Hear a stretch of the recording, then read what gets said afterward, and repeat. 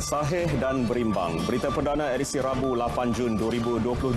Saya Fathil Hidayat Ghazali. Dan saya Margaret Gambang. Berikut paparan utama malam ini. Pameran 5 kembali Mei tahun depan dengan penyertaan terbesar pernah direkodkan.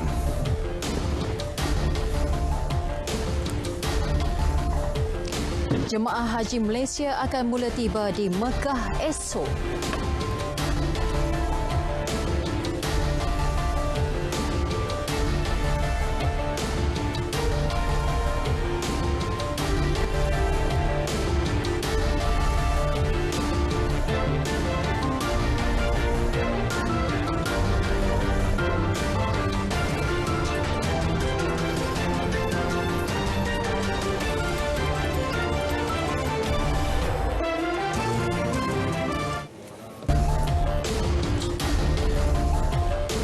Assalamualaikum, salam keluarga Malaysia. Yang di-Pertuan Agong Al-Sultan Abdullah Riayatuddin Al-Mustafa Billah Shah berkenan menerima kunjungan hormat Putera Faisal Farhan Al-Saud, Menteri Luar Arab Saudi di Istana Negara. Turut berangkat Pemangku Raja Pahang Tengku Mahkota Tengku Hassan Al-Ibrahim Alam Shah Ibni Al-Sultan Abdullah. Dalam sesi menghadap yang berlangsung selama 30 minit itu, Yang di-Pertuan Agong dan Putera Faisal telah menyentuh berkenaan hubungan dua hala dan persahabatan yang utuh terjalin antara kerajaan kedua-dua negara sejak 1957. Turut dibincangkan usaha-usaha pengukuhan ekonomi dan perdagangan di samping isu serantau dan antarabangsa. Yang di-Pertuan Agong menzahirkan penghargaan dan rasa sukacita terhadap hubungan yang terjalin termasuk sumbangan dan bantuan yang dihulur Kerajaan Arab Saudi kepada Malaysia ketika memerangi pandemik COVID-19 dan pasca pemulihannya serta kuota pasca pandemik Jemaah Haji Malaysia. Baginda menzahirkan penghargaan kepada Putera Faisal atas jemputan mengadakan lawatan rasmi ke Arab Saudi di samping mendoakan keafiatan Raja Salman Abdul Aziz Al Saud, penjaga dua masjid suci. Majlis menghadap ini merupakan antara agenda lawatan rasmi pertama Putera Faisal ke Malaysia selama 2 hari bermula semalam. Hadir sama Menteri Luar Datuk Seri Saifuddin Abdullah dan Duta Besar Arab Saudi ke Malaysia Datuk Dr. Mahmud Husin Said Al-Katan. Tahun lepas, Arab Saudi menjadi rakan dagang kedua terbesar selepas Emirat Arab Bersatu dengan jumlah dagangan bernilai 17.56 juta ringgit. Malaysia dan Arab Saudi komited untuk terus mengukuhkan hubungan perdagangan serta pelaburan ke tahap yang lebih tinggi. Komitmen itu ditegaskan semula hasil kunjungan rasmi Menteri Luar Arab Saudi Putera Faisal bin Farhan kepada Menteri Kanan Perdagangan Antarabangsa dan Industri Datuk Seri Muhammad Azmin Ali di Putrajaya. Kedua-dua negara bersetuju mengekalkan momentum hubungan dua hala yang kukuh dan unik di semua peringkat. Malaysia mengalu-alukan hasrat negara Asia Barat itu untuk memanfaatkan kedudukan negara bagi menarik perusahaan Arab Saudi menembusi pasaran ASEAN serta pasaran Asia yang lain menerusi Perjanjian Perkongsian Ekonomi Komprehensif Serantau RCEP. Selain itu, Malaysia turut mengalu-alukan cadangan Putera Faisal untuk mewujudkan perjanjian perdagangan Majlis Kerjasama Malaysia Teluk ke arah integrasi ekonomi yang lebih besar antara negara terlibat. Datuk Seri Azmin turut menggalakkan para usahawan negara berkenaan meneroka peluang pelaburan dan perdagangan bersama syarikat tempatan khususnya dalam sektor teknologi tinggi, pembuatan dan industri baharu. Jemaah Haji Malaysia akan mula memasuki Makkah secara berperingkat bermula esok. Kira-kira 295 jemaah haji yang bertolak dari Madinah menerusi 7 buah bas ialah mereka yang merupakan rombongan haji pertama pada 4 Jun lalu. Ya, 3 bangunan penginapan iaitu bangunan Abraj Al-Janadriyah, Land Premium dan Kasar Al-Janadriyah disediakan Lembaga Tabung Haji TH untuk menempatkan 14,306 jemaah haji di Mekah. Laporan Faisal Jamal di Mekah. Ketiga-tiga bangunan penginapan mempunyai unit khidmat pelanggan, klinik, wad rawatan awal, unit bimbingan ibadah dan kaunseling bagi kemudahan jemaah. Bangunan Abraj Al-Janadriyah turut menempatkan ibu pejabat tabung haji yang merupakan operasi pentadbiran keseluruhan di Tanah Suci. Jemaah tidak perlu bimbang dari segi pengurusan kemasukan ke maktab dan jadual kerana ia diuruskan sepenuhnya oleh TH. Di dalam bilik-bilik mereka ini kita akan buat semakan dan kita akan sediakan itinerary. Itinerary di mana dalam itinerary itu mengandungi program-program yang kita sediakan kepada setiap jemaah haji di KT lah, di setiap satu penerbangan. Kita ada itinerary dia, program-program ibadah, program-program ziarah, program dan juga program pengurusan. Kita akan dah sediakan, termasuklah ada info berkenaan persekitaran. Kita telah buat persediaan berdasarkan kepada sistem pengurusan kualiti ISO 9001 2015. Jadi kita akan tengok semua arahan kerja yang terlibat untuk kita selaraskan dengan apa yang kita perlukan untuk kita menyelaraskan operasi maktab. Ya, sebagai contoh pembukaan maktab, dan kita juga telah membuat kerja hormat dengan ketua muassasah. Turut disediakan kafeteria berbayar untuk jemaah haji menikmati makanan ala Malaysia selain pusat jualan keperluan. Keseluruhan 30 petugas maktab akan berkhidmat untuk kebajikan jemaah di ketiga-tiga bangunan. Kalau ikutkan jumlah jemaah lelaki dan perempuan itu yang membezakan. Jadi di setiap tingkat ni kita akan uruskan berkaitan makanan, keselesaan, keperluan-keperluan jemaah yang perlu diadakan. Pemantauan setiap masa. Kalau ikutkan kecemasan, pemantauan kecemasan adalah setiap masa, dan lain-lain tu kita akan memantau dari masa ke semasa. Kita akan memberikan taklimat berkaitan tawaf, berkaitan sa'i, dan juga ceramah-ceramah berkaitan wukuf lah, persediaan wukuf di masyarakat nanti, insyaAllah. Kumpulan jemaah haji negara akan mula memasuki Mekah bermula 9 Jun secara berperingkat sehingga awal Julai. Sehingga kini 1,940 jemaah muassasah dari 7 penerbangan telah pun tiba di Tanah Suci. Di Mekah, segala keperluan dan kelengkapan telah siap sepenuhnya. Jemaah hanya perlu persiapkan diri untuk melakukan ibadah yang paling terbaik, dan selebihnya insya-Allah tabung haji akan uruskan. Faisal Jamal, Mekah Al-Mukarramah, RTM.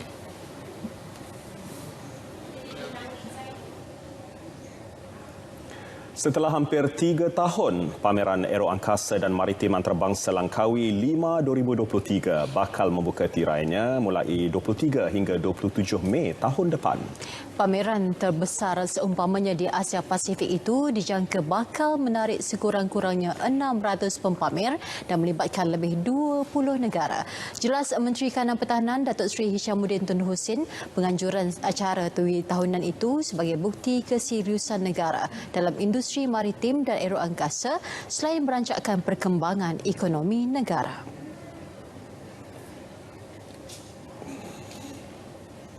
Sekarang ini sempadan telah pun dibuka, dan usaha untuk merancangkan ekonomi kita dan sektor-sektor tertentu merupakan keutamaan kerajaan pada hari ini. Dan sebab itu beberapa industri dan rakan-rakan sejawatan kita dalam kabinet akan kami berdua libatkan bersama, termasuk MITI, Kementerian Pelancongan, pihak polis pun terlibat secara langsung. Beliau berkata demikian dalam majlis pra-pelancaran Pameran Aeroangkasa dan Maritim Antarabangsa Langkawi 5 2023 di Ibu Negara. Bagi 5 edisi 2023, beberapa pembaharuan bakal disaksikan termasuk pengenalan segmen pertujukan dan penubuhan drone, segmen teknologi angkasa dan program menyeluruh untuk remaja. Turut hadir Menteri Pengangkutan Datuk Seri Dr. Wee Ka Siong, Timbalan Menteri Pertahanan Datuk Seri Ikmal Hisham Abdul Aziz dan Panglima Angkatan Tentera Jeneral Tan Sri Afendi Buang. Rawatan pesakit COVID-19 menggunakan ubat antiviral Paxlovid akan diperluas ke fasiliti kesihatan swasta terpilih dalam tempoh terdekat. Menteri Kesihatan Khairi Jamaluddin memaklumkan pemberian Paxlovid adalah secara percuma. Bagaimanapun, pesakit masih tertakluk kepada caj khidmat rundingan dan caj berkaitan yang ditentukan fasiliti kesihatan swasta. Jelas Khairi lagi, bermula 15 April hingga 5 Jun, seramai 1,364 orang pesakit telah diberikan rawatan ubat Paxlovid. Mereka telah sembuh sepenuhnya dan tiada sebarang kesan sampingan teruk dilaporkan. Rawatan ini terbukti selamat dan berkesan serta dapat mengurangkan kesan teruk jangkitan dan kadar kematian pesakit COVID-19. Sekaligus mendorong Kementerian Kesihatan memperluas rawatan menggunakan ubat Paxlovid ke fasiliti kesihatan swasta. Sementara itu, KKM akan memulakan rawatan ubat antibodi monoklonal Tixagevimab plus Chilgavimab Evushell dalam waktu terdekat. Ini berikutan kemampuannya melindungi penerima daripada jangkitan COVID-19 untuk jangka masa 6 bulan selepas pemberian suntikan. Dengan adanya ubat-ubatan serta kaedah rawatan yang sentiasa ditambah baik, Kementerian Kesihatan yakin Malaysia kini berada di landasan terbaik untuk melalui fasa peralihan ke endemik dengan berkesan dan selamat. Kemudahan kepada pegawai perubatan, pergigian dan farmasi lantikan kontrak yang menjalani latihan siswazah dan atau khidmat wajib dilanjutkan. Kenyataan Menteri Kesihatan Khairi Jamaluddin memaklumkan kemudahan melibatkan pelanjutan kemudahan tambang mengunjungi wilayah asal, kemudahan cuti tugas khas perubatan dan kemudahan cuti TB, kusta dan bara. Keputusan diambil selaras usaha berterusan dan komitmen KKM untuk menambah baik situasi kebajikan pegawai lantikan kontrak. Pemanjangan kemudahan tambang mengunjungi wilayah asal adalah terpakai kepada pegawai perubatan, pegawai pergigian dan pegawai farmasi lantikan kontrak yang sedang menjalani khidmat wajib.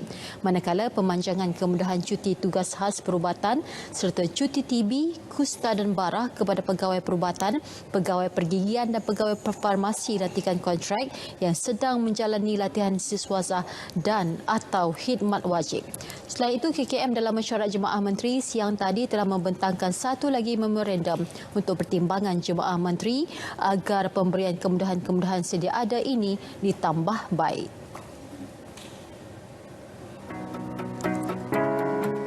Kes monkeypox atau cacar monyet yang telah dilaporkan di beberapa negara belum lagi berlaku di Malaysia. Walau bagaimanapun, Kementerian Kesihatan Malaysia telah menyediakan plan strategik bagi menghadapi risiko kemasukan monkeypox ke Malaysia. Antaranya adalah tata cara pengesanan dan notifikasi kes, pengambilan sampel, siasatan dan pengurusan kes serta kontak rapat dan pemantauan di pintu masuk antarabangsa seperti lapangan terbang. Bermula 27 Mei lepas, KKM juga telah menambah Health Alert Monkeypox dalam aplikasi MySejahtera. Selepas pengembara ataupun traveller mengisi borang pra-pelepasan dalam aplikasi MySejahtera, pengembara yang tiba dari negara endemik monkeypox atau dari negara yang sudah melaporkan kes monkeypox akan menerima health alert tersebut sebagai peringatan untuk membuat pemantauan kesihatan kendiri in case ada apa-apa simptom. Bagi yang sedang melancong di luar negara, terutamanya negara-negara yang ada monkeypox, sentiasa berwaspada. Terutamanya negara yang sudah melaporkan kes, please be careful, elakkan aktiviti-aktiviti yang boleh menyebabkan jangkitan monkeypox ataupun cacar monyet. Jika bergejala, dapatkan rawatan segera. Take care.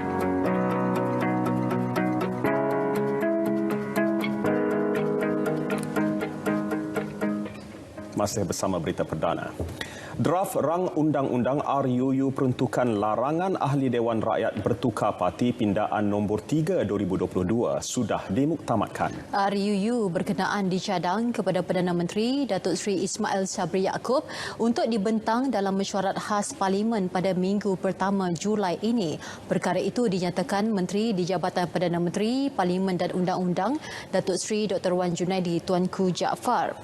Menurut beliau, perkara tersebut dipersetujui secara sebulat suara semalam semasa mesyuarat Jawatankuasa Pilihan Khas menimbang rang Undang-Undang Perlembagaan Pindaan Nombor 3 2022 dan mengenai peruntukan larangan ahli Dewan Rakyat bertukar parti bilangan 6 tahun 2022. Mesyuarat itu juga telah bersetuju dan memuktamadkan draft RUU berkenaan dibentang serta dibahaskan dalam Dewan Rakyat. Dalam pembangunan era digital, Malaysia terus menjadi mangsa penyebaran berita palsu terutamanya ketika fasa pandemik COVID-19. Namun, Kementerian Komunikasi dan Multimedia KCOM akan terus komited dalam membantras penyebaran berita palsu menerusi pelbagai platform selain mengekalkan kebebasan media. Timbalan Ketua Setiausaha Komunikasi Strategik dan Industri Kreatif KCOM, Mastura Ahmad Mustafa yang membaca teks ucapan Menteri KCOM Tan Sri Anwar Musa di Forum Kebebasan Media Sedunia menyatakan situasi menjadi lebih sukar bagi orang ramai untuk mendapatkan berita yang sahih ketika pandemik COVID-19 melanda negara. Increased misinformation need to be addressed. The existence of fake news in the medium of communication will restrict the community from communicating and reduce the community's ability to engage in productive discourse. The Malaysian government has implemented multiple efforts that enable Malaysians to distinguish false information from fake news and verify any information they come across. Tambah beliau, pihak media juga perlu memainkan peranan dalam usaha menangkis penyebaran berita palsu. Buat masa ini, inisiatif kerajaan melalui sebenarnya.my membolehkan orang ramai mendapatkan sumber info yang sahih. Forum Kebebasan Media Sedunia merupakan anjuran Pertubuhan Bangsa Bersatu PBB dan Kedutaan Belanda. Saksikan istiadat mengarak Panji-Panji Seri Paduka Baginda yang di-Pertuan Agong sempena ulang tahun Hari Keputeraan Rasmi ke bawah Dulia Maha Mulia Seri Paduka Baginda yang di-Pertuan Agong ke-16 10 Jun 8.15 pagi dalam Selamat Pagi Malaysia TV1 saluran berita RTM serta di rtmclick.rtm.gov.my.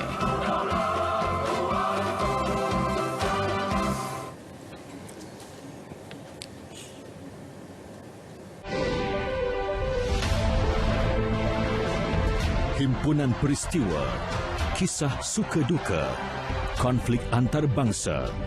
Terkini kami rangkumkan secara komprehensif terus ke kaca TV anda. Saksikan berita dunia Isnin hingga Jumaat 11 malam di TV1 dan saluran berita RTM.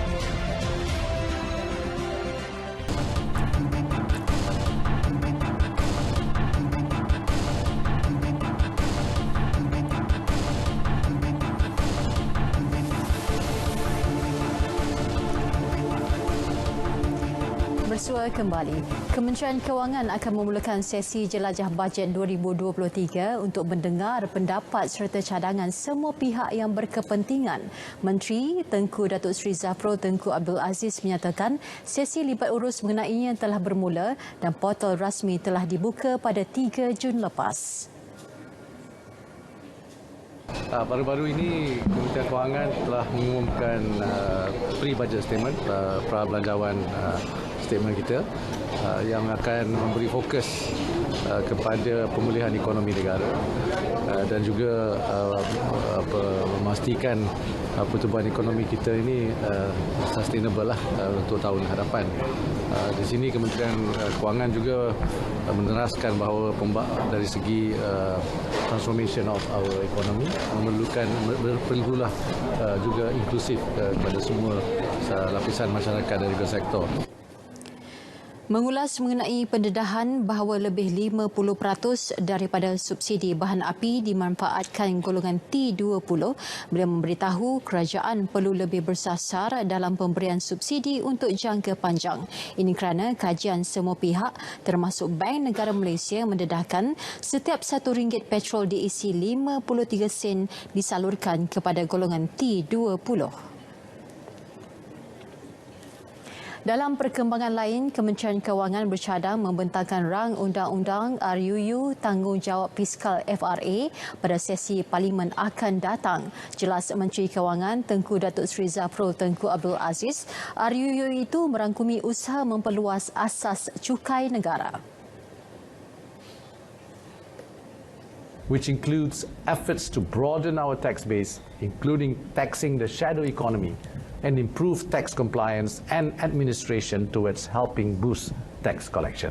This is crucial to replenish the nation's coffers to support our developmental and longer-term reform agenda.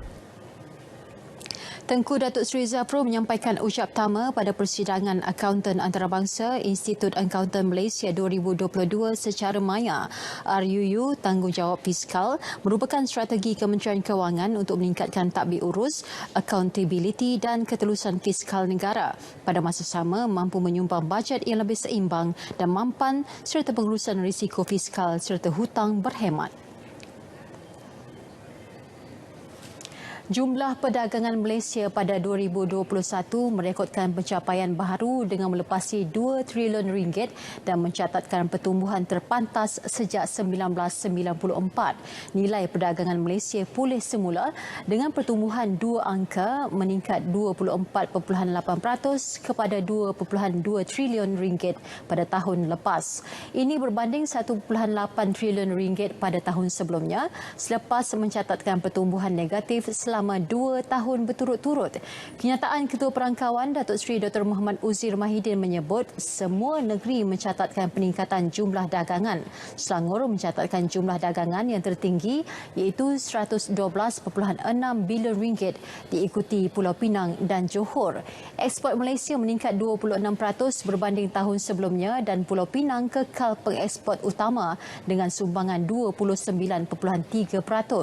Prestasi import mengikut negeri juga mencatatkan peningkatan sebanyak 23.3% kepada 987.2 bilion ringgit pada 2021 berbanding 800.5 bilion ringgit pada tahun sebelumnya.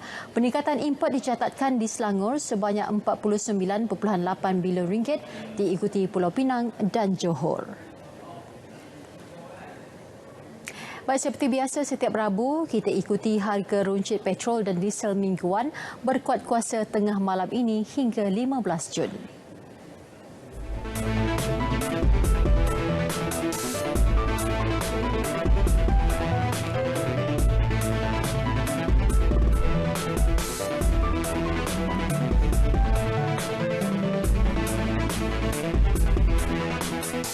Ya, harapan menggunung para peminat dan penyokong Harimau Melaya malam ini.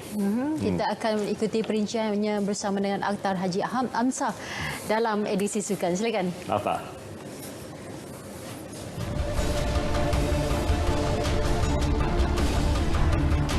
Berjuanglah demi lencana di dada.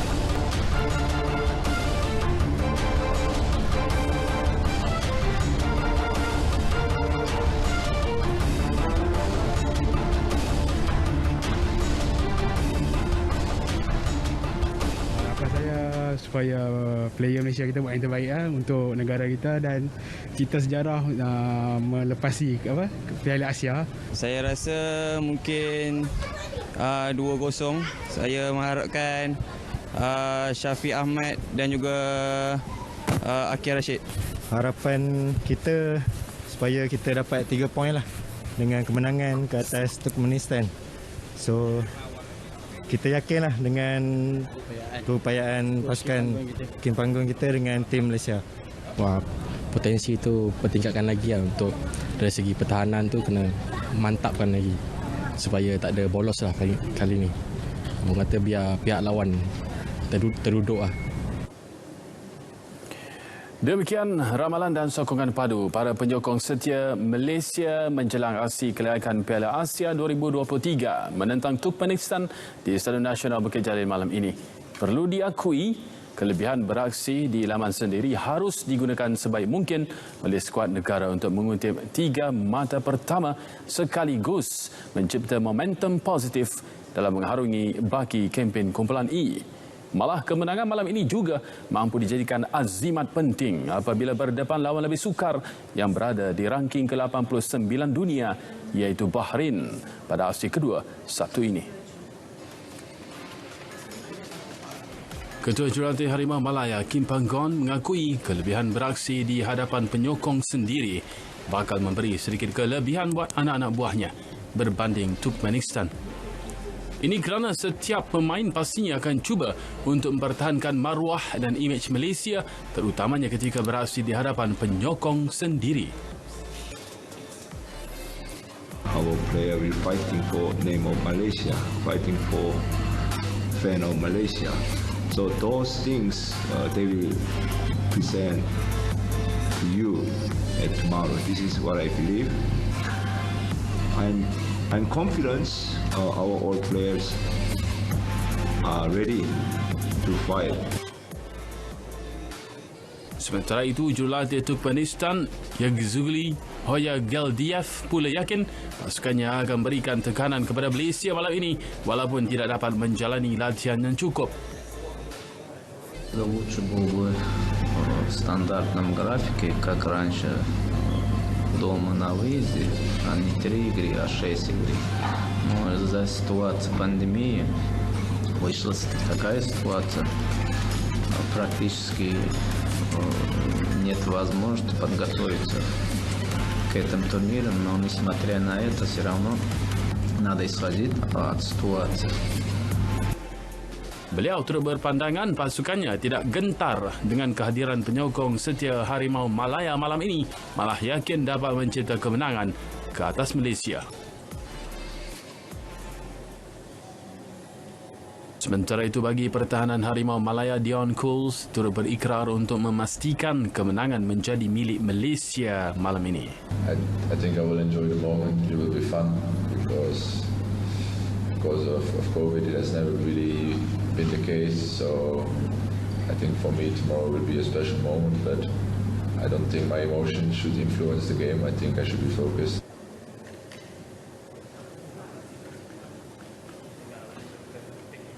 Ini pula perkembangan sukan Muay Thai Malaysia. Atlet negara Muhammad Hairi Mahmad kini meletakkan fokus untuk sentiasa berada di tahap prestasi terbaik. Ia bagi membolehkannya mempertahankan pingat emas sukan C dan kejohanan dunia yang bakal disertai tahun depan.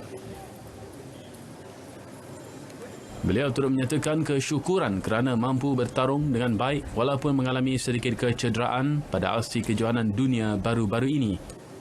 Yang last game tu saya dah injet dah sakit. Tapi saya tak tahu nak cakap macam mana, semangat kot, mungkin semangat lain tu. InsyaAllah saya push, lepas tu alhamdulillah menang. Beliau menyatakannya ketika menghadiri majlis penyampaian amanat kem latihan atlet Wipers Sukma 2022 di Universiti Kebangsaan Malaysia. Hairi merupakan atlet Muay Thai pertama menghadiahkan emas buat Malaysia dengan menewaskan wakil tuan rumah Ahmed Al-Dahiri 29-28. Edisi Sukan 8 Jun 2022 berakhir di sini. Saya Muhammad Akhtar Hajamzah. Assalamualaikum. Salam keluarga Malaysia dan insya-Allah kita jumpa lagi.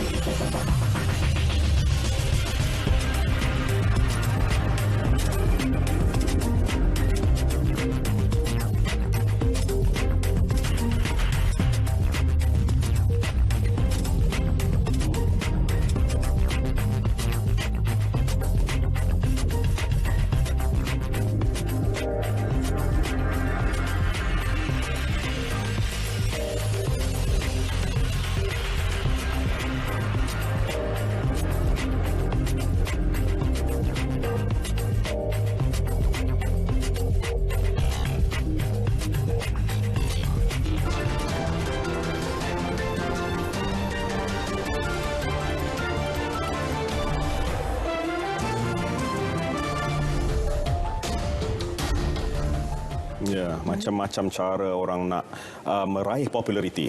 Gara-gara semata-mata mahu menghasilkan kandungan media sosial ni, seorang pengunjung zoo berdepan detik cemas apabila tahu apa? Ditarik orang hutan. Ya, insiden berlaku di sebuah zoo di Riau, Indonesia Isnin lepas. Saksikan. Rakaman ini menunjukkan seorang individu dilihat cuba berinteraksi dengan orang utan. Bagaimanapun, ia pantas menarik baju dan kaki lelaki ini. Individu ini bagaimanapun berjaya melepaskan diri selepas dibantu rakannya. Difahamkan terdapat papan amaran yang melarang pengunjung melepasi pagar pembatas, namun tidak diendahkan kedua-dua mereka.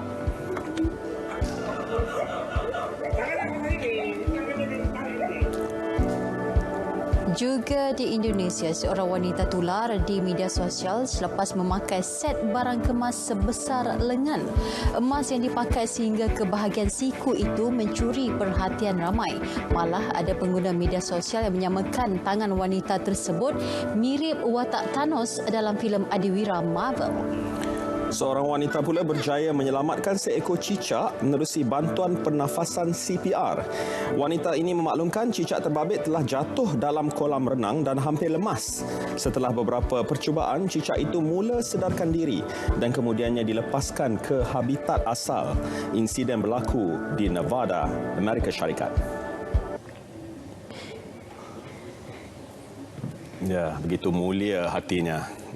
Bukan sahaja manusia, cicak. Kita boleh bantu, cuma sanggup tak sanggup je lah. Saya tak boleh bayangkan. Baiklah. Paparan hashtag itu menutup berita perdana edisi hari ini, Rabu 8 Jun. Teruskan amalan menjaga SOP ketika melakukan aktiviti harian anda. Ya, ikuti program inklusif selepas ini. Assalamualaikum. Salam keluarga Malaysia.